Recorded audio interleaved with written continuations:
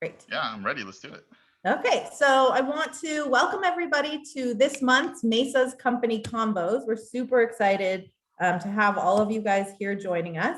We hope you've been enjoying the series so far. We've gotten a lot of strong feedback from you and are so glad to see students returning each month. I've seen a few of these names a couple of times so far. We will share a link with a survey at the end of the session, so please continue to give us feedback so we can improve the sessions every month. Keep a lookout for the monthly Company Combos invitations in your inbox. Next month is Riot Games. Coming up in a few months, I think we have Uber and a lot of really cool ones. So be on the lookout for that. Please share your attendance today on social media. Give Anesti and MESA a shout out, and you can use the hashtag MESA Company Combos. And I think Danielle is going to share the information for you guys in the chat window about sharing on social as well. During the session, feel free to use the Q&A function or chat function to ask your questions. Don't be shy. This is your chance to ask questions in a low stress setting. And with using the Q&A, you're always more than welcome to be anonymous. So we're happy to ask your questions for you, and you can be anonymous that way. We want to test out the chat function. So if everyone can say happy Friday and share the school that you go to in the chat now, that would be awesome. So we can give you guys some shout outs. And then while you're doing that, I'm going to introduce Anesti Vega. Smell it? I smell it out here only. Okay. He's an award-winning filmmaker turned oceanographer, expedition leader, and scuba instructor based in Florida. He is Tupinamba and takes an indigenous approach to ocean stewardship and conservation leadership. Anesti leverages his digital and social media skills to serve as a science communicator and educator in the areas of scuba diving, ocean exploration, and water safety, with an emphasis on accessibility and inclusion for marginalized communities. He's the Scuba Council Chair for Diversity and Aquatics, a 100% volunteer-based international NGO dedicated to educating, promoting, and supporting swimming, water safety, and healthy aquatic activities for vulnerable populations. Currently works out of the Underwater Technology Laboratory at the Florida Institute of Technology, where my dad went to college, as well as serves as executive director for USX, a scientific research agency that connects military veterans to STEM field research opportunities and remote environments. And last but certainly not least, Anesti is a MESA alum from the College of Sequoias. So everyone, please welcome Anesti. Hey, everybody. How are you guys doing? Can you hear me okay? All right. So yeah, thank you so much, Mindy, for the introduction. My name is Anesti Vega. I am Tupinamba. It's an indigenous tribe in Brazil. And as you might imagine, I take a very decolonizing approach to everything that I do in my life, but also especially the sciences. And so I want to share a little bit about that with you. Now, the structure, I imagine, with these being called company convos, you're used to hearing a lot of information about a particular company and its inner workings and whatnot. I feel like it's important to share with you a little bit more about how to brand yourself as an individual and as a professional, both as a student and as a professional once you graduate. And it's not too late to call yourself a professional and have opportunities to step into the professional world now, even before you have a degree. And so I'll share a little bit about that as well. But with the fickle market that we live in, sometimes you can dedicate years of your life sometimes to a company and have your identity as a professional so intertwined with that company that your whole world can come falling apart if you happen to get laid off, or if the company gets bought out, or whatever scenario exists out there right now for why people are currently jobless. And so it's important to be able to strengthen a brand for yourself and really set yourself apart as an individual, that with an identity that's not intertwined with a company or an element outside of your control, where you are the driver of your own destiny, so to speak. And so an important element of that is to know your own story and to share that. So I'd like to take a few minutes to share my story with you about how I came into the position that I have. And if you can draw some inspiration from it, great. But it's an important part of my healing and my journey, especially as someone who is an Army combat veteran with PTSD. Every opportunity I get to share my story with others is another step in that healing process. So I thank you for being here, and I thank MESA for giving me the opportunity to be able to do that. I'm going to go ahead and share my screen because of course, I have a few slides because why not? Give me 1 second here.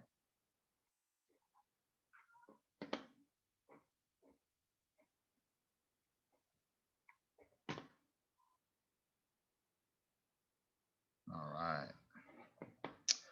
So a big part of who I am really starts with scuba diving. But before we get to that, there's quite a bit of the journey that got me to even that point in my life.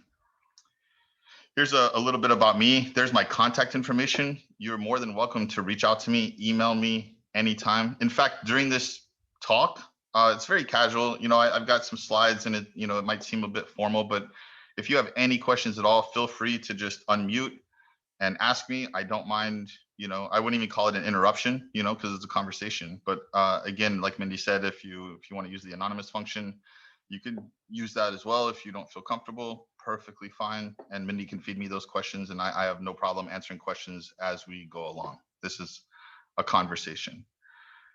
So I work as an oceanographer and an expedition leader, and I do a lot of consulting and public speaking work around being a science communicator. And that means a lot of different things. So I'll break that down for you in a little bit. I'm the executive director for USX. That is a nonprofit scientific research agency that connects military veterans with STEM field research opportunities.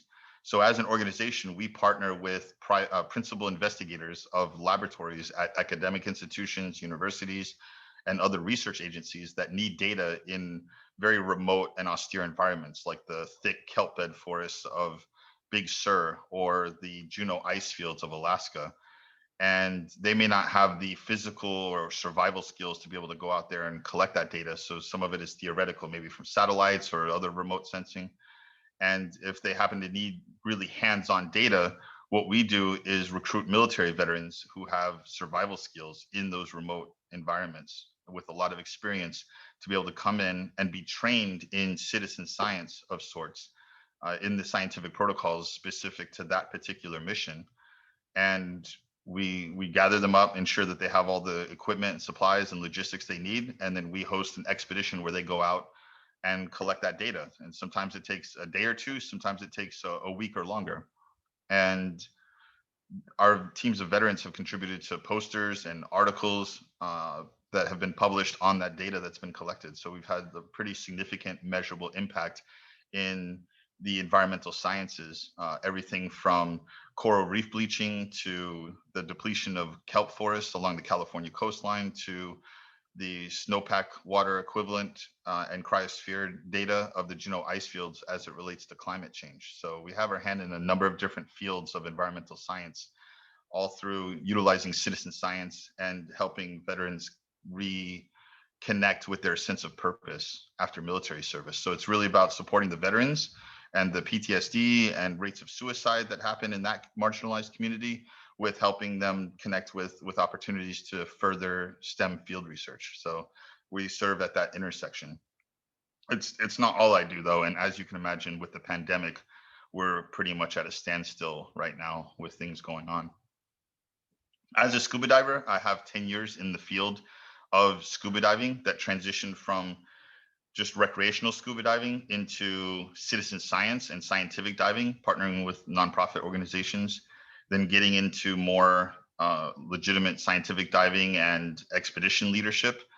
And that has led me on the path to being like, maybe I should go back to school and get a degree in the field that I'm working in, because I had achieved executive director status of an organization, mostly on the operations and logistics side of what I have done through USX before I even really had any scientific credentials. So it's an interesting and very unconventional path. I'm also an adaptive scuba instructor. That means I work with people with varying levels of cognitive and physical disabilities and get them involved in scuba diving as a fun activity and as a form of as a therapeutic modality. And so scuba diving has some therapeutic effects that I'll share with you in a little bit. And it's so I not just work in the scientific side of diving, but also in the, I guess, almost in the psychology and behavioral analysis of scuba as a therapeutic modality, and we're working on research papers on that right now There's been a few research studies at Johns Hopkins and at Columbia, but nothing really that delves deep into what SCUBA can offer in terms of physical therapy. So I'm involved in that as well. Anything that has to do with SCUBA, I've got my foot in some way, shape, or form, I promise. And then also I'm a AAUS scientific diver here at the Florida Institute of Technology. I work in the Underwater Technology Laboratory. We build ROVs that explore the depths of the ocean in a variety of ways. I just finished a project building an ROV that has LiDAR sensors that do 3D mapping of underwater caves. And it's called Oreo because the top and bottom are black and then all the interior components are 3D molded with white. So it looks like one big 2.5 foot long Oreo cookie. So it's a lot of fun to build that and design it out. I grew up, I was born in New Orleans and moved around a lot. I moved to Brazil and then came back to the United States where my mom met my stepdad. We moved to Greece for a little bit, came back for me to go to school here. And I had a rough childhood. I didn't have great parents, and maybe some of you can relate to that. I was in foster care from 7 to 9, so for about 2 years, and then they placed me back with my family, but not that that was a great thing because I was kicked out of my house at 16 and was homeless, lived in on the streets and slept in the back of my car. I was privileged enough to even have a car, thankfully, for me to be able to sleep in it. And you know, understood at least in that moment that education was going to be my tool to get out of that rough situation. And so I stayed in school, stayed focused as best I could, and I graduated on time and I joined the Army. I don't recommend that. I want to be clear about that. I do not recommend joining the military. I know I'm an Army veteran and I serve other veterans because they've already served, and I want to be able to help them knowing that they are a very underserved community. But I don't recommend joining the military, especially if you think you're joining it for a greater access to academic ability or stability. I was homeless and I joined because I needed some stability in my life and needed a consistent roof over my head and food to eat in that situation as a form of survival. And even then, I don't feel that what I had to go through and what happened to me and the situations I found myself in was worth any of that. And I'll just leave it at that because that's a whole other webinar, I promise. But I joined the Army. I was served in the 101st Airborne Division. If you guys have watched like Band of Brothers or something, you might be familiar with that unit. It's a pretty prestigious unit. And I joined in 2000. So to give you some context, that was obviously before 9/11. So we were not a country at war. We were in peacetime. We had a couple of peace enforcement operations in Mount Sinai and Kosovo where I deployed, and a few other places like Bosnia. And it was pretty chill until it wasn't when 9/11 happened. And all of a sudden, a month later, I'm in the desert in Afghanistan getting shot at and RPGs, thrown in my direction. So not fun. I got hurt in my second tour in Afghanistan. My eye doesn't move to the left anymore. I lost full peripheral vision, and I lost a good bit of my hearing in my left ear. And so the Army, in its ever glorious empathy and compassion for its soldiers, said, "Oh, we won't medically chapter you out and give you benefits and whatnot. We'll just medically reclassify you to another job." And so I became an intelligence analyst. And I thought, okay, cool. That's not bad. It's a cushy desk job. I get to sit behind a desk and analyze data on a computer screen and whatnot. And then I get my orders after I graduate from the Intelligence Academy to 7th Special Forces Group. And I was like, there goes my desk job. And so that was an interesting time. Each area of operations, each group has an area of operations. So 7th group is Central and South America. And since I spoke Portuguese because I'm from Brazil, that was a good fit. And so, but I predominantly worked in Colombia, and special forces groups specialize in guerrilla warfare, like teaching militia groups how to fight and combat at a very rapid pace. So we turn ordinary people into soldiers in a matter of a week or two, a lot of times. And so we were partnering with the Colombian Army to recruit deputized militia groups, train them as soldiers to fight against the growing cartels there in Colombia. So that's the kind of work that I did there. After I got out, it was a rough adjustment. I suffered from unchecked, undiagnosed PTSD. And, like most veterans, you get involved in a lot of high risk activities. And so I did everything from MMA fighting to skydiving, you name it. And those are relatively safe, but they do have inherent risks, so to speak. And so it was all about just trying to reclaim that sense of adrenaline that you feel in combat, that, because civilian life just moves at a much, much slower pace. And you tend to lose your patience a lot. You tend to, get frustrated with people who aren't operating at the same speed as you or have the same quality of attention to detail as you do, because for so long, everything was a matter of life and death. And so you had to pay attention to every little detail or you could die. And that's the kind of environment you live in. And that's a hard adjustment to come back to and interact with others. And so those are just some minor reflections of bigger concepts around the struggle that it takes for veterans to readjust to civilian life in that way.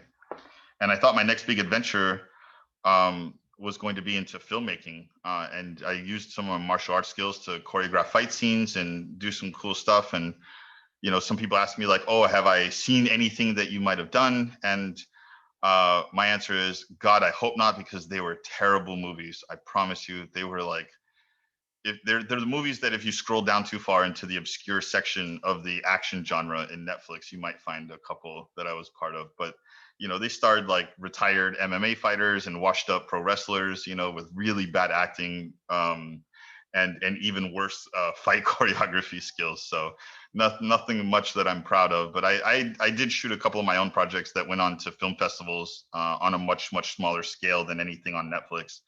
That went on to win some awards. And so I was having fun, but I wouldn't call it a career, because a career implies that there's a direction, that there's an end goal, that there's a plan.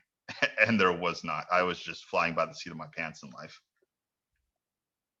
I'd already covered this, like I said, I was an adrenaline junkie, got involved with a lot of different things.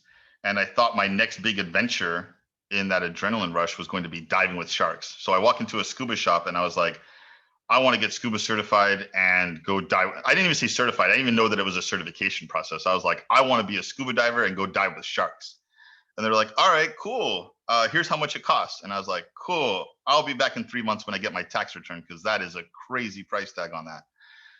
It costs about, I'd say people ask, and I average about $800 to $1,000 with all the equipment that you need and travel costs and training and materials, books, and all the other kind of like minor logistics that they don't really tell you about. In the end, it roughly costs about $800 to $1,000 to get scuba certified. And it's a big barrier, a financial barrier that I address in the world of scuba diving now, that I'll share in a little bit. But I've been thankful to be able to dive all over the world, mostly through my company, USX. In some of the work that I do, I share a lot of experiences on my social media. So if you guys want to follow me, you're more than welcome to. Slide into my DMs with any questions you have, and let's have a conversation, because I love scuba diving. I love talking about it, and I love sharing it with others. Scuba diving led me into citizen science, and this is a concept that is oddly in some dispute sometimes, where some of the gatekeepers of the academic ivory tower, especially of the sciences, are like, citizen science isn't valid. They're not real scientists. They have no academic training in what they're doing, and yada, yada, yada. And it's really tiring. The reality is that citizen science doesn't claim to do the work that like true field researchers at the cutting edge of their fields do. We just want to help contribute in small ways that we know how. And if it wasn't for citizen science, I wouldn't be able to call myself a scientist now. It really, scuba diving helped me believe that doing work like citizen science was possible. And once I became a citizen scientist and started doing that, and I started collaborating and working with other scientists, that environment and the work that I was doing helped me understand that being a scientist was possible. And that's why I made the decision to go, I'm going to go back to school and become a scientist. And so it was little segues that more than anything helped overcome some mental barriers that I had about thinking that was a pipe dream or that wasn't possible for me. And so citizen science was like a real pinnacle moment and a driving force in helping me understand that this was possible for me.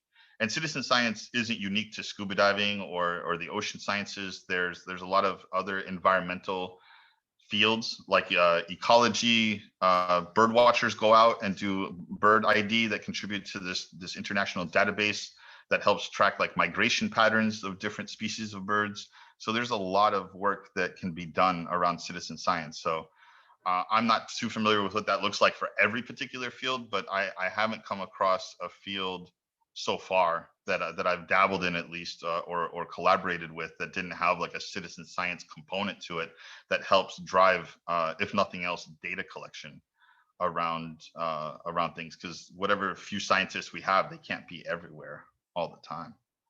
And so that was a big part to do with where I am now.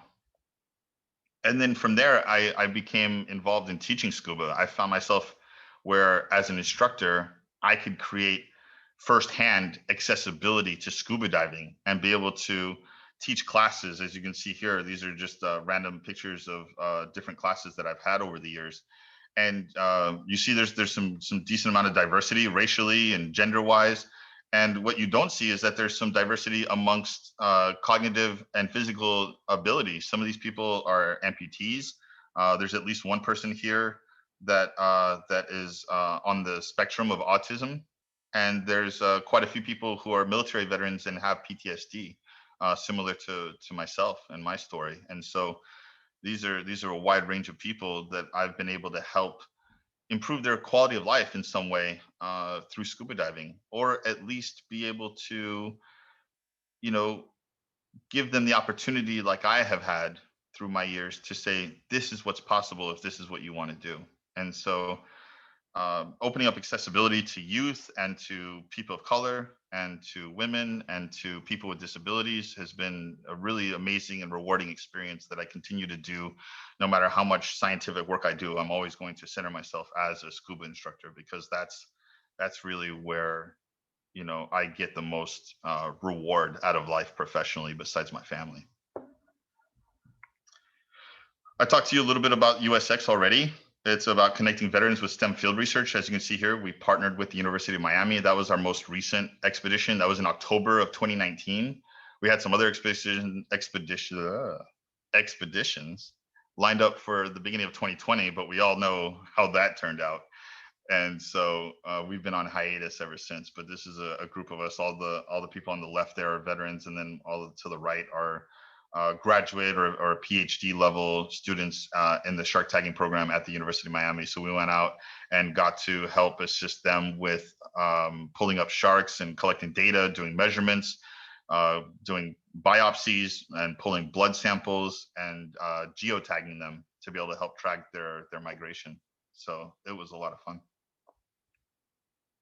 Here's some other pictures of some expeditions we've done here. And this is Juneau Icefield, the shark tagging and the shark observational research we were doing off the coast of Key Largo.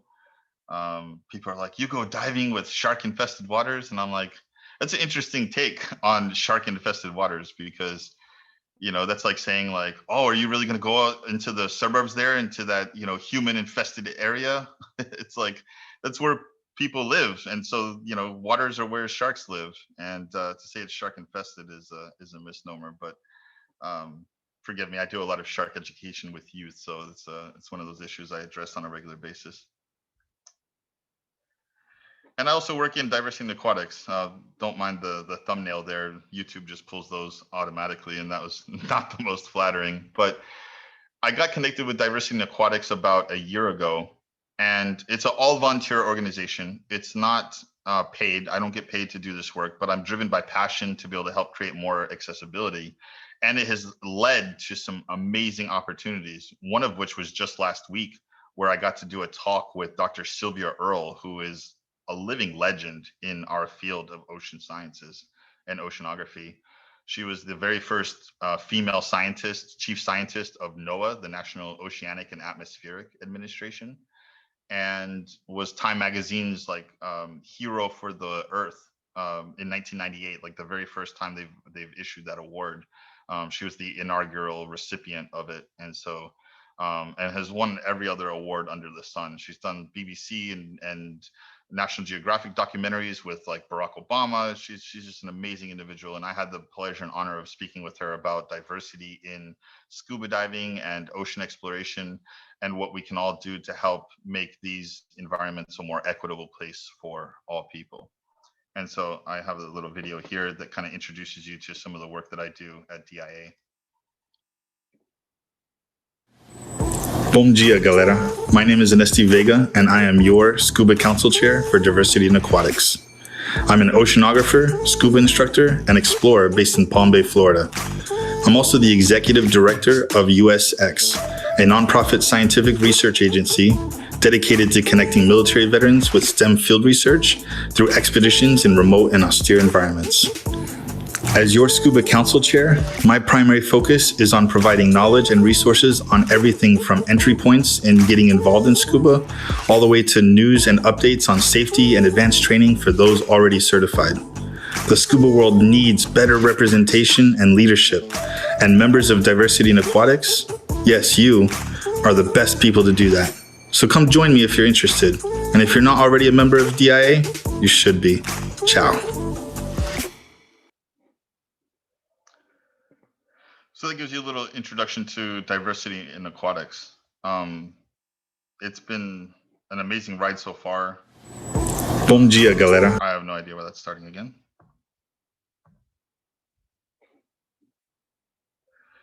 All right, and you know, through diversity in aquatics and the work that I do, like I said, I've been able to talk with Dr. Sylvia Earle and her daughter Liz Taylor, who's a living legend in her own right, an entrepreneur and engineer that runs the Deep Ocean Exploration Research Facility in Alameda, California. And so, you know, these experiences has led me to be at university now. So when I decided to go back to school, I was living in Oakland at the time. I started attending college at Chabot College in Hayward. And I was loosely associated with MESA. I wasn't like an official member there, but I hung out with like my friend Andrea Salazar, who helped run MESA there, and was just kind of like in some ways learning a lot, and then other ways like tutoring, like especially on trigonometry, which is like this weird gift that I have for trigonometry. I'm really stupidly good at it. Just helping others navigate some of that. And so, you know, and then my family and I were in this small little apartment. We got gentrified out. We got priced out of our apartment. It was like this 700 square foot apartment, 2-bedroom apartment in Oakland that got to be over $2,000 a month. And we just couldn't afford that because I was going to school and on VA disability and just couldn't afford it anymore. So we were forced to relocate to a place that had a much lower cost of living and in a lot of ways, a lot less opportunity than what the Bay had offered. And so we went down to Visalia, California, where my wife is from. And I started attending colleges as Sequoias, got connected well there and with MESA in an official capacity, and was both, you know, a student and a tutor of sorts. Again, in trigonometry, that was always the thing that people knew about me. If you needed help with trig, you came to me. And just be able to help other people. And then MESA was like, hey, we'd love for you to do a guest talk on some of the scuba diving you do. So that was like one of the first real talks that I was able to give on the topic. I had given one before at Chabot College at the STEM Center on the intersection between scuba diving and STEM and how scuba introduces you to a variety of sciences like physics and physiology and environmental ecology. And you know, that was just to a small group at the STEM Center there. And then COS, I gave a talk there, and then it just kind of really blew up to where I'm on the same platform as Dr. Sylvia Earle. So it's been a wild ride when it comes to public speaking and science communication about my story, about scuba diving, and about ocean exploration. And so here's really the meat of what I wanted to share with you, because now that I'm done telling my story into, you know, where I am now, oh, I left out the part where after COS, I applied to the Florida Institute of Technology. It was literally the only school I applied to. I don't recommend that. Like, I have some safety schools in place, honestly, but I knew that like I had networked so strongly that by the time I sent my application, anybody who needed to review that application already knew who I was and was already familiar with my name. I'd already reached out to them on LinkedIn, which if you're not using, you definitely should be. I had messaged them and set up Zoom talks with them, and just to pick their brain about what their program looks like and some of the classes they teach there. And what I also did is I looked up some of the professors that teach oceanography and biological physical at Florida Tech, and I looked up some of the papers that they had written that were published. And you can do like scholar.google.com and search on there for like academic papers and do search by author and whatnot once you have somebody's name. And I read their papers. I read them thoroughly. And then I reached out to them to say, hey, I had more questions about this paper you wrote. And that's one of the easiest things that gets you a foot in the door, because if you call them or reach out to them to say, what can you do for me? They get those all day long. And, and some of the nicer ones will say, hey, yeah, let's try to help you out. But at the end of the day, you've got to reach out to them on a level outside the scope of the normal communications they get. So for me to be able to reach out to say, hey, I read your paper on biofouling and I have a few more questions about it because it's something I'm interested in. They're like, yeah, let's set up a Zoom call. What questions do you have? Because they just want to, that's why they wrote the paper. They want to share that information. And through the course of that conversation, I have 2 or 3 questions about it that are legitimate because I'm truly interested in this. If you fake the funk, they're going to see right through that. So don't do that. Be authentic, be genuine about your interest in their work and the questions you have. And once that conversation kind of ends with the questions that you have, then you're like, hey, by the way, you teach at Florida Tech, right? Can you tell me a little bit more about that program there? And again, by the time I applied there, I knew I had hoped, I didn't know because you never know, but I had hoped that I was a shoo-in at that point because I had, an excellent GPA. And those are the basis. Everybody thinks that they can get by on their GPA and, what kind of classes they take. And that's all great. And you need that. And you've got to really stand out in other ways. So the fact that I have all this life experience, that I was already the executive director of a scientific research agency and was doing a lot of, have a lot of field research experience already. And Florida Tech being like one of the top tier field research institutions in the country, especially for ocean sciences, they looked at that and said, this is a no-brainer. And so I was accepted. I got all kinds of scholarships involved on top of my VA benefits to be able to go to school there. And it really opened up a whole world of opportunity. So I'm here as in this weird place. It's a very weird place between being a professional in my field in the way that I am, and also being a student still. I'm in technically my sophomore year, but when you're a transfer student from community college, it gets really messy. So be prepared for that if some of you are still at community college, but don't fret because it's navigatable with the right support. So I'm technically in my sophomore year still, but my classes range from both freshman all the way to junior and SEALER level courses. It's really all over the place. But I also work on campus. I teach scientific diving. I'm not the dive safety officer, that's somebody else, but I co-teach with that person on nitrox rescue, dive professional first aid and CPR training and renewals, because they have to keep up with those credentials every 2 years. And so I teach those and do all that. And I help build ROVs at the Underwater Tech Laboratory. And so that's a big part of my academic journey of where I am now. And when I say a weird place, just to give you an idea, just last Thursday when I gave that talk with Dr. Sylvia Earle, I got off that call and it was surreal. I was on cloud 9. I was like, this is amazing. And then about 3 minutes later, reality set in and was like, oh man, I've got calculus homework that's due by midnight. I kid you not. And I had to just close everything down that I had going on and open up Canvas and start on my calculus homework that I had to finish. So it's a weird place, but it's doable. I'm making it work in a lot of ways. So, but I already covered networking.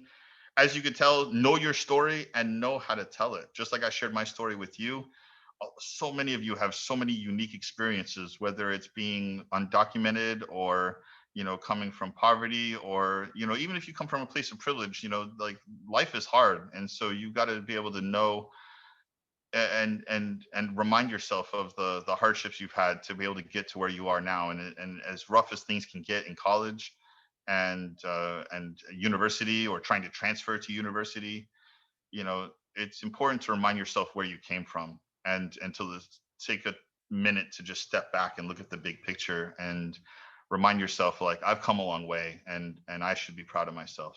And I don't think we do that enough, especially for students of color and for women and for people with disabilities. It's like, it always feels like a struggle. It always feels like an uphill battle. And we're just so in the moment, in survival mode, trying to survive minute by minute, that it's hard for us to step back and look at the big picture. But we are resilient and powerful.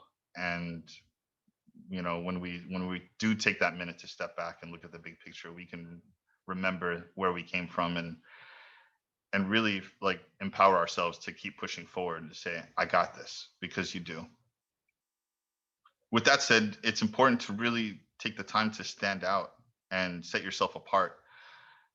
When I first decided to go back to school, you know, I had a lot of colleagues that were already in the field, and then, you know, other professional work that I had done.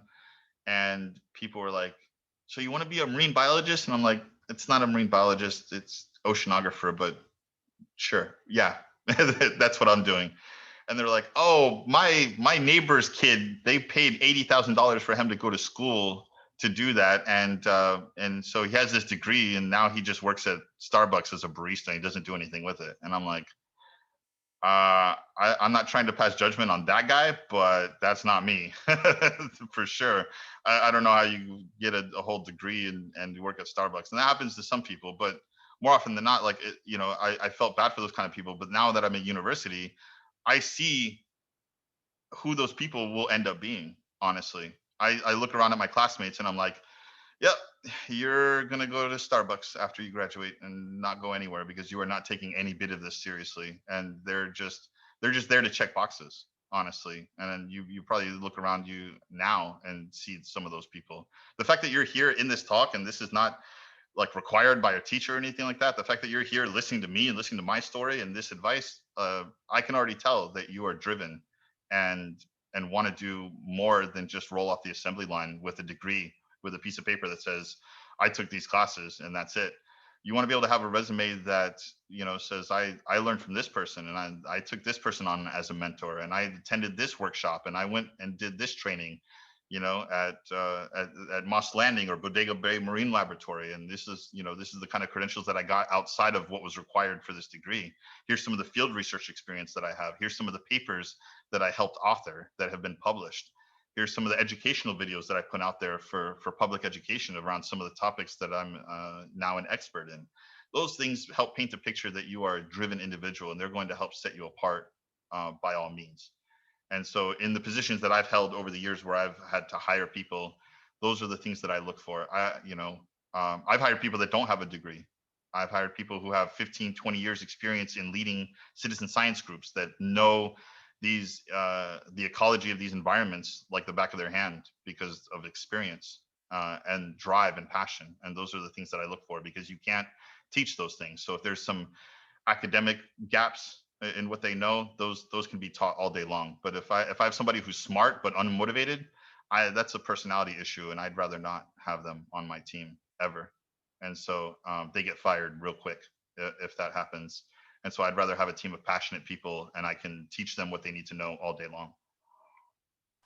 And like I said, stay busy, volunteer, pro bono speaking, you know, and most importantly, create a brand, create a voice, create a career plan that is so unique to you that nobody can take that away from you. So I work as executive director of USX. Like, I didn't start that organization, but I started as an expedition leader and got promoted to director of operations, and then about a year later to executive director.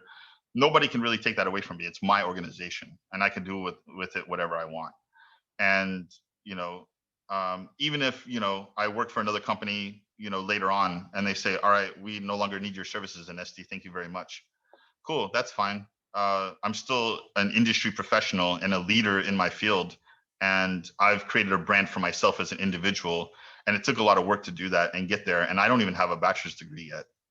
And so it's important to be able to do that for yourself, no matter what field you want to go in, because that's something that you'll be able to take with you and leverage no matter where you go, because jobs at different companies will come and go, but But at the end of the day, it's about what you want to accomplish in your field and who you want to bring with you. So not just, hey, I have a job here. It's like, how can I use this to help others? And that's what I'm doing through Diversity in Aquatics and these talks around addressing these barriers. So we consult with, a bunch of organizations in the scuba world like NAUI and Dive Heart and the American Academy of Underwater Sciences and Reef Check Foundation. So just in the last 6 months alone, I've helped set up 2 scholarships, one with Reef Check and one with the AAUS Foundation that covers a number of different things to create more accessibility to ocean exploration and scientific diving. So that's another component here that I don't have listed here. But once you get to a place of prominence and create a good name for yourself,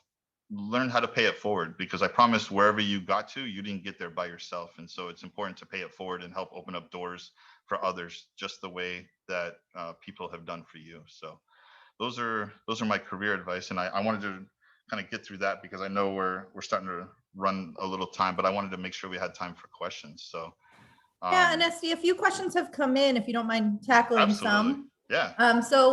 One came in that I think is really, really important and probably impacts quite a few people on the call. Do you believe depression is a disability? And can you talk a little bit about your experience with that? Absolutely. So I mentioned PTSD, but PTSD looks very differently for a lot of people.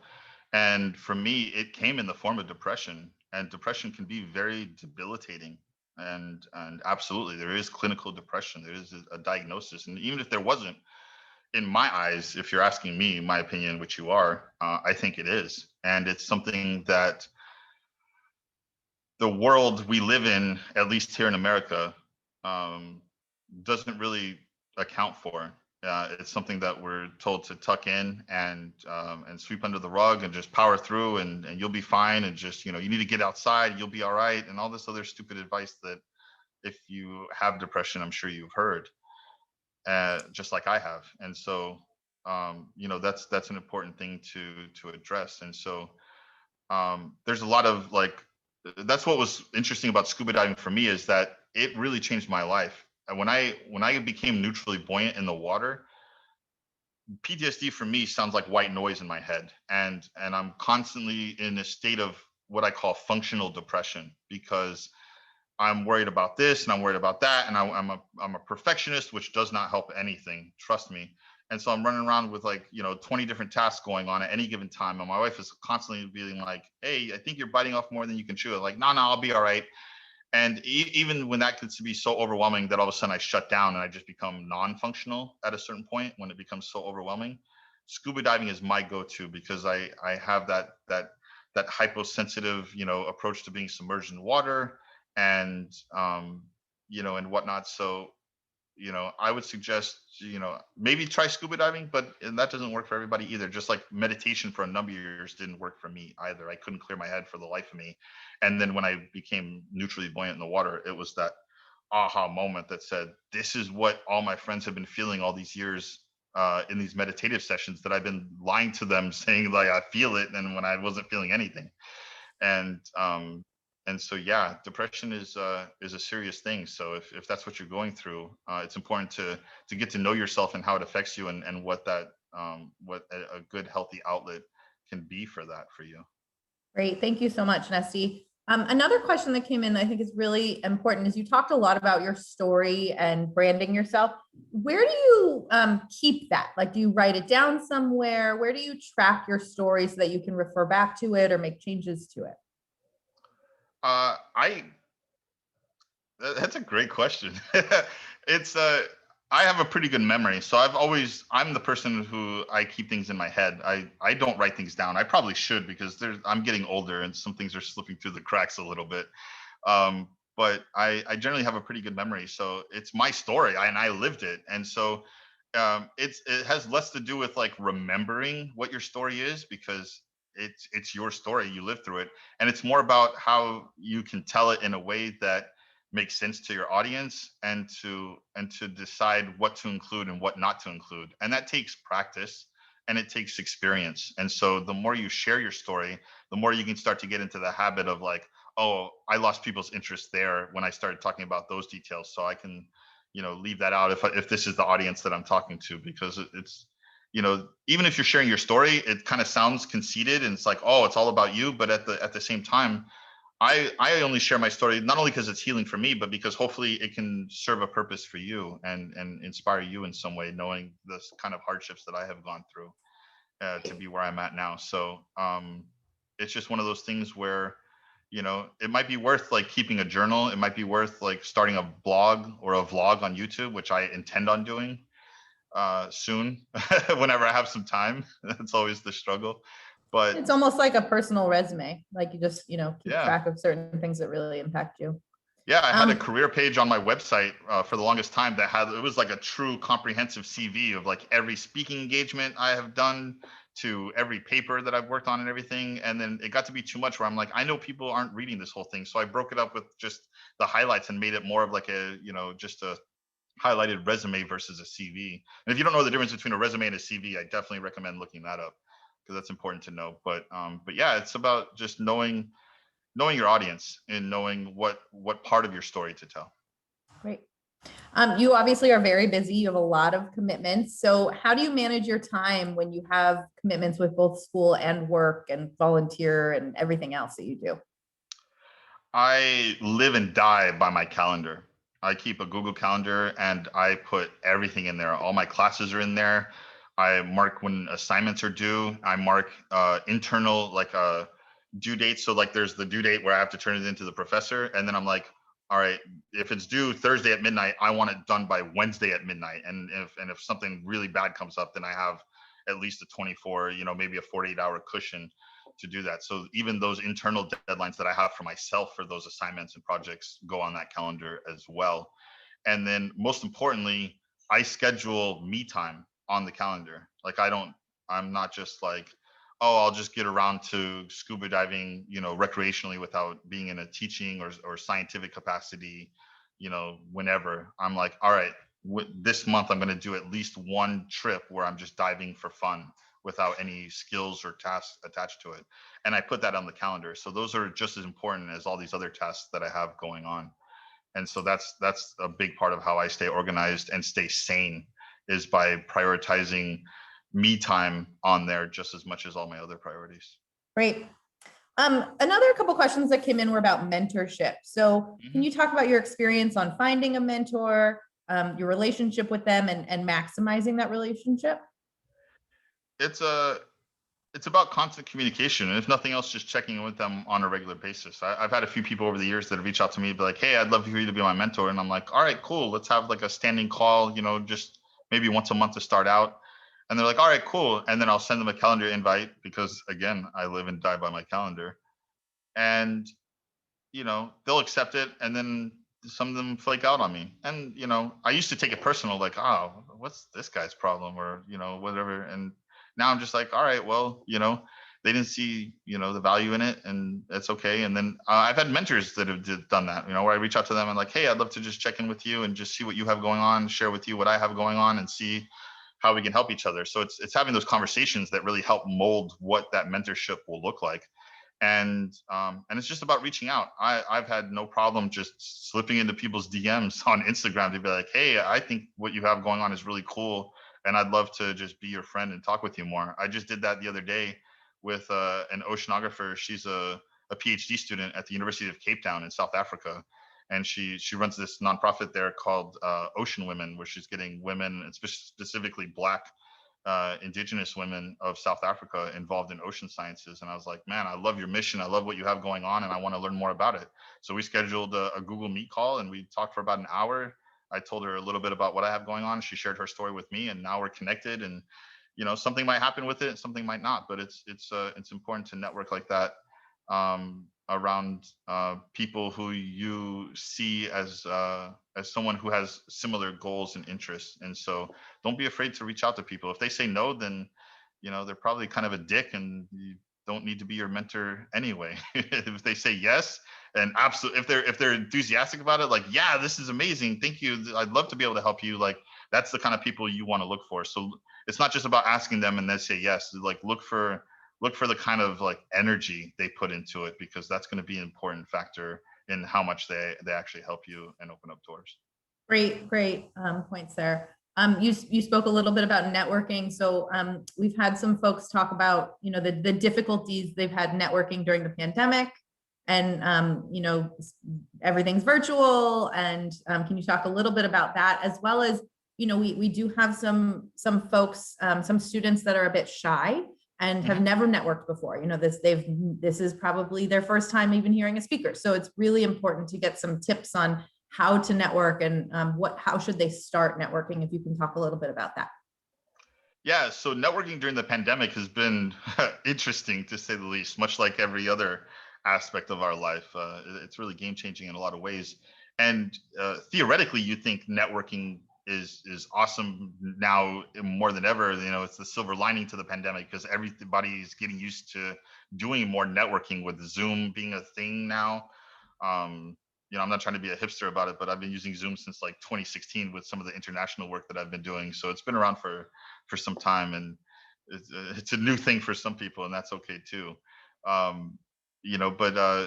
But because things are more online and shifted to a virtual setting versus in person, that it would happen more often, and that's the case in a lot of ways. And this actually helps people who I would consider like introverts, not to try and use that as a full-on umbrella term, but somebody who is really shy, or maybe just a little timid because they haven't done any networking before, so they don't know what that looks like, or too afraid to use hopefully the right words when they reach out, because first impressions are everything, and there's a lot of pressure there.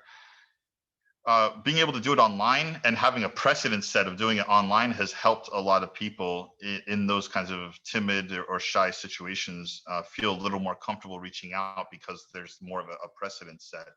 Some of the downsides to that is that it's happening so much now that so much can fall through the cracks, where people are getting 200 emails a day instead of 20 emails a day. And if you got 200 emails a day before the pandemic, then I just feel sorry for you. But it's just those things where there's just a barrage of it, which is one of the downsides. But it's a give and take. So there's that. Advice that I would give to people who are shy, it's kind of difficult. As you can imagine, I'm a bit of more of an extrovert, so I don't have those hangups and those fears. But I empathize with people who do, and I know people closely who do. And so it's just about operating within your comfort level, and and if you want to do it and you just kind of timid because of the right words, then there's a lot of great content online on YouTube and other like vlogs and articles that you can read about how to word what that looks like, and in what capacity you should reach out and whatnot. So there's lots of good resources if and when you build that confidence to be able to do that. Wonderful. And then I thought it would be useful. You've talked so much about your story and your personal story. It was fascinating. Thank you so much for being so vulnerable and sharing that information with us. I think it would be a really good use and asset to our students if you'd be comfortable with any of them reaching out and talking to you about how to build their story. I know we've had some other speakers talk about building resumes and things like that, but I thought you did such a great job on building your story that might be a really good tool for them. Would you be comfortable with that? Absolutely. Yeah, they can reach out, or we can do another talk like this, outside of like company Convo, which has a particular structure, which I already broke the structure of as it is already. To breaking the mold on that, to have like a specific workshop or a seminar hosted by MESA to learn how to build your story and what to identify, and how short or long to keep it, which I've struggled with myself. And so, I'll share a lot of that vulnerability with everyone, and the lessons learned along the way. Absolutely. Great. And then Anesti, if you could put if you just could put your contact information in the chat so our students can reach out to you. Yeah, either an email or a LinkedIn link is great. In addition to that, Danielle is going to add in the link for the survey in the chat as well. We want to encourage all the students who participated today to give us feedback, and we will also plan on doing that workshop with Anesti on building your story, and make sure you guys all get the invitation to that through Jumpstart. So With that, I don't see any additional questions. So thank you so much. If everybody in the chat could thank Anesti, we so appreciate having you. It was an incredible talk, and your story is extremely unique and impressive and so powerful. So thank you so much. I appreciate the opportunity. And again, like I said in the beginning, I truly mean this. Every opportunity I have to be able to get out in front of people and share my story as a means of helping others is another step in that healing journey for me. So MESA, thank you very much. You've been tremendously helpful in my path at community college, and now with the ability to be able to pay it forward and have that come full circle has been a great opportunity. And I want to thank you so much. Oh, our pleasure. Thank you so much, Tom. Did you want to add anything? No, I think we've covered it really well. Really appreciate the depth to which you were able to tell your story and to inspire our not just our students, but I think the staff here as well. It really gives us some good a boost, to continue to do what we do. Thank Absolutely. you so much. Appreciated that. Thank you so much. And like I said to all the students, please go ahead and fill out the survey. The link is in the chat, and we will see you guys all on the next MESA Company Convos. Hey, quick shout out to Brenda Salguero for setting all this up and getting me reconnected with MESA for all this to come full circle. So She had to jump off the call, but we'll make sure to let her know. Awesome. Thank you so much. Fill out your surveys, everyone. Yes, please. And please don't be a stranger. Reach out. I promise I don't bite, and I'd love to help other people. So if you have questions or just want to come to Florida and scuba dive with me or learn how to scuba dive, let's do it. I love scuba. I was so excited for your talk and you talking about it. It just made me just sad that I haven't done it in so long. I can't wait to go again. Hey, Anesti, is there are there any live streams that would be cool to look at? Like, does that Oreo that you were talking about have a live stream or anything? No, that's for a government project. So I might have shared a little more about its use and purpose than I should have. But no, actually, no, I kept it within the lines. We're good. We're good. No, we get a lot of government contracts through the U.S. Navy and the Department of Defense on some of these ROVs, these underwater ROVs. So very, very closed door. But there's a lot of aquariums that I've worked with over the years, like Monterey Bay Aquarium. I think California Academy of Sciences has one as well. Some cool live streams of some of the things that they're doing. So when I think of live streams, those are what I think of as are those things. And so especially with the pandemic, it's interesting to see like how penguins are interacting when they don't have guests staring at them all day long, at Cal Academy and stuff like that. So yeah, those are a lot of fun. But yeah, we don't have any live streams planned as of yet right now for any of the ROVs we're building. I know that with deep ocean exploration research, I've been invited to do some submersible work with them, but that's another year or two in the making. We're still very much in the development stages of that. But if and when that happens, I think that they might do some live streaming similar to what like OceanX does with some of their deep ocean research. Very cool. Mm-hmm. Yeah, that'll be a lot of fun. I'm all about that and showing it live in the moment. Well, thank you again. All right. Thank you very much. Bye.